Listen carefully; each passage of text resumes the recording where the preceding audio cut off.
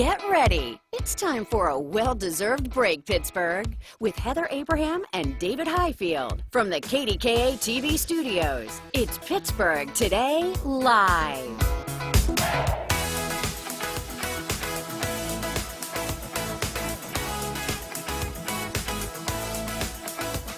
It's good to know. Hi, everybody. Hey, it's Wednesday. Oh, Tuesday's over. Tuesday is over. We made it to Goodness. Wednesday. And we have a moment that we're going to share from last fall. And it was a very special day because it was the day that you returned after maternity leave. Yeah. And we have a reason for showing this. But do you remember what we did for Heather Abraham whenever she returned? First off, we had like champagne or wine or something. What a welcoming back. It was so unexpected and so beautiful. And so this is what made it beautiful. These fabulous people from Funk Balloons did this display. Look at this. Unbelievable. In the studio, they did this. And so they do this for parties or whatever. And we decided to do it for you, for your return. And we just wanted to surprise you. We wanted something understated. It was very understated. No, the best part was me trying to get those home. Wait. Oh my gosh, really? Can we pause? Can we just pause for a second to look at how I don't have dark roots right here? That was a fresh touch-up before I came back to work. Oh, Heather Abraham. But those balloons were truly spectacular. I was so impressed with what Funk was able to do and how you got them in, how they got them here, and I got them It was home. all magical. They work magic. They do. And right now, what they're doing is working magic on the outside of people's homes because people are celebrating in different ways because of social distancing. So, you know, we've seen parties that are basically parades where people are on the front porch and people drive by.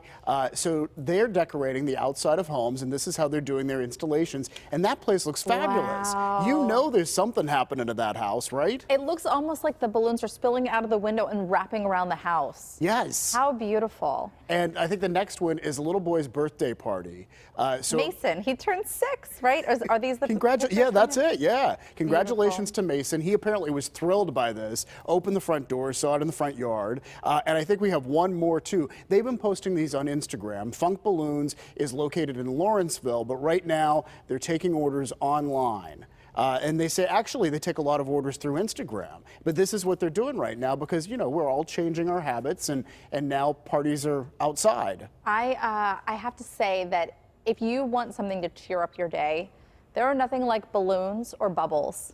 Or bubbles. Bubbles. Do you and the girls blow bubbles? Oh, yeah. But I don't know if it's those two things like, the spherical orbs floating through air. Maybe. Or maybe it just brings you back to childhood and, you know, happy times. But it's balloons and bubbles. I am amazed because they're truly artists. What they're able to do with those installations, they're artists. I just can't stand the sound of balloons screeching together. Yes. That's one of and when I was growing up, Cousin Sue would order pancakes at McDonald's and on the styrofoam. Oh. I couldn't sit at the same table. Do you know what I hate? I can't. When you rub your teeth on the fork. Oh, yeah. You hear that? Oh. Yeah. Yeah. All right, things that we dislike. We didn't realize we'd be talking about our dislikes on the show today, but here we are. Here's a big question. Are you a procrastinator? Yes. Turns out a lot of people are. And not just that, but people come up with a lot of excuses as to why they don't want to do things. Right. And in fact, I have a friend whose father says the phone call you do not want to make is the phone call that you should make first. Like the beginning of the day, like if you have a tough phone call to make, don't let it hang. Make that phone call right away. Do not procrastinate. But anyway, we want to talk about excuses, and there is a new survey about the excuses we make. And the average American makes more than 2,000 excuses each year to validate their actions. But see, these aren't excuses, then they're lies. Is that what we're saying? People lie more than 2,000 times a year. Here's the list. On a daily basis, on average, we make 6. And this is according to a poll done by a company called One Poll. These are the top 3 excuses. I'm too tired is the first one. And which could be real. That is real. Yeah. I feel like that's mostly me. And I can even tell you that in a month in advance. Oh, I can't do that. I'm going to be too tired. I'm going to be really tired that day. I can promise you I will be too tired to go to that. All right, number 2 on the list is I don't have enough money, which is truly a real thing too, that especially right now. Yeah. So. And number 3 is I don't have enough time. That I can also promise you in advance I will not have enough of.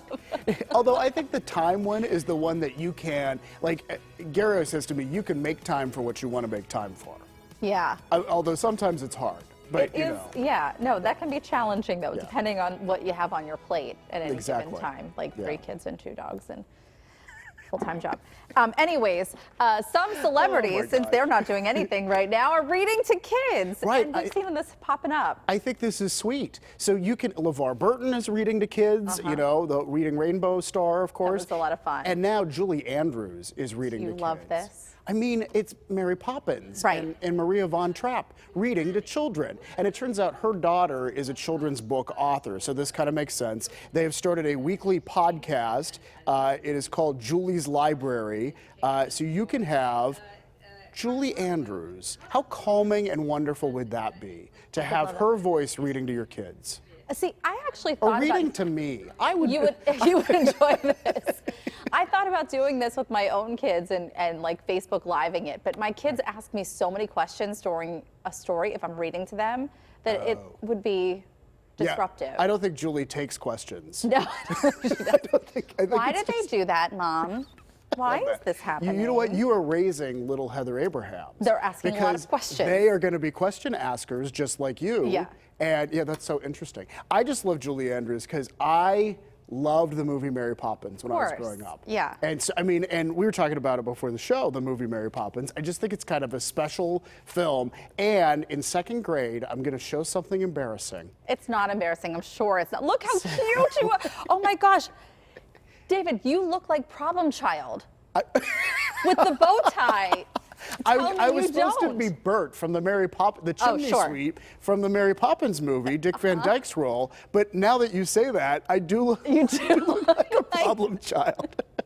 And that's Sarah Schaefer. This is the 2nd grade talent show at Bethel Elementary in Armstrong County. And I didn't get Sarah's permission to show this picture, so hopefully I'm sure she's okay with it. she lives in San Diego now. What are the chances she will see it? But anyway, You're she gonna was a send it to wonderful her. Mary Poppins. We sang Supercalifragilisticexpialidocious. Expialidocious is something If you say it loud enough, you'll always sound precocious. So my kids We should not sing. really like, so they didn't really watch Mary Poppins as much, and we have introduced it to them, but they like Nanny McPhee. Oh, I don't even know Nanny McPhee. It's again another nanny, but she comes in to, help with these unruly kids and they're misbehaving. Make everything and- okay. Yeah. It's a great movie, actually. Okay, maybe I'll check it out. Movie night. Movie night. All right, well, with people heading back to work, a lot of people heading back to work, there is a run on certain products. And one of the products is plexiglass. This is so interesting. Because stores, I mean, you go into the Giant Eagle now and there's a big plexiglass thing between you and the cashier. And so stores are doing this. This company in Nevada is saying demand is way up because offices and workplaces are trying to make things as safe as possible. What do you think about all that? I feel like all this separation, but at least plexiglass, you can see through it. Yeah, you can see through it. I think that's a better option, and probably why it's the predominant option that they try to use here. you know. Yeah. And the other thing that thermometers are flying off the shelves. I feel so lucky that we got ours. Now, ours is not one of those no contact ones. We have one that goes in the ear. Oh, okay. But yeah, they're very hard to come by. In fact, they were saying they're up 900%. The largest thermometer maker says that non-contact thermometers are up 900%. I mean, it makes sense. People coming back to work and groups are trying to make it as safe as possible. They want to do the temperature checks. And I actually had as a gift one of the thermometers that you go across the forehead, and I use it a lot of times now. It's out of the package. It's in our TV room, and you just wonder, like, oh, I'll take my temperature. What the heck? So we take our temperature a lot in the house, and I try and take it when I get home and before I leave for work. I know we talked about this yesterday. Right. My mom and her husband are both in the medical field, and they call at-home thermometers random number generators. So they don't have a lot of faith in them? Is that what you're saying? I think that it's an indicator if you do, in fact, have a fever, but the accuracy of them is not spot on. So you're not going to get a spot on with most thermometers probably that way. Yeah. But you would get some idea of whether you have a fever or not. If you have a fever, okay. right. So they're not totally useless. So when's the last time you took your temperature? Because mine, is like Over the Sunday, I took it on Sunday. 97.9. Like it's all these random numbers. Mine is always 96 or 97 something. Yeah. But did you just say you had a 90 reading at one point? 98.4. Oh, 90. Oh, okay. Yeah. I thought you were saying 90 because that seems really low. No. That seems like we need to warm you up. Should probably get to the hospital if it's Yes. 90. We might be in trouble there. Maybe. All right, there is a hobby that is gaining popularity right now during all this quarantining, and it's bird watching. Yeah. Why?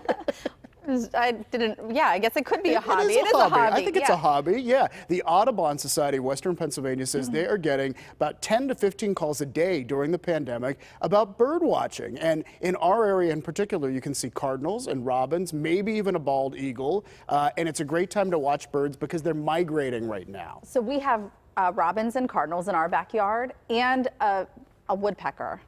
And Sonny keeps saying, that woodpecker woke me up. Yeah, they make noise. But this reminds me of the Instagram account I love called The Dad, who wrote, this is all aging us too quickly, speaking of the pandemic. I've caught myself watching birds out my back window. Yesterday I called them my birds. I'm too young to have birds. My birds are back. I think that's fun. I put a bird feeder out there. I think it's neat. It is, yeah. All right, we want to show you one more thing, something that we think is truly Pittsburgh. It is a tweet that came from Mayor Peduto, and it is a sign in someone's window sort of addressing all of what we're going through right now. Less coronavirus and more Donnie Iris. No, but you have to say it Pittsburgh. Okay, say it Pittsburgh. Less coronavirus, more Donnie Iris. It kind of rhymes. That is spot on, yes. That's what it is. It's Pittsburgh. Such a Pittsburgh, right. Yeah. So we love that. And Mayor Peduto, he tweeted it and just wrote above, amen. And I think that's We're so all appropriate. ready. We so get it. we just wanted to end on that, our first little block of the show here. All right, it is time to take a break because coming up, we're going to ask Natalie social questions that come up during this time of COVID-19. Like, are you getting along with your neighbors? Plus, we are cooking with Raina, making another copycat recipe, something many people know and love from Starbucks, but now you can make it at home. And if you love the Home and Garden Show and having the vendors all in one place, then you are going to love what we're about to share with you this morning, especially after the Home and Garden Show was cut short this year. It's true. And more groups are going green after the break. We're going to learn about the latest Green Gift Award. This time, it's for a group improving things in the Mon Valley. We thank you for being with us on this Wednesday, May 20th. Pittsburgh Today Live with Heather and me, Selena, Mikey, and Ron is just getting started.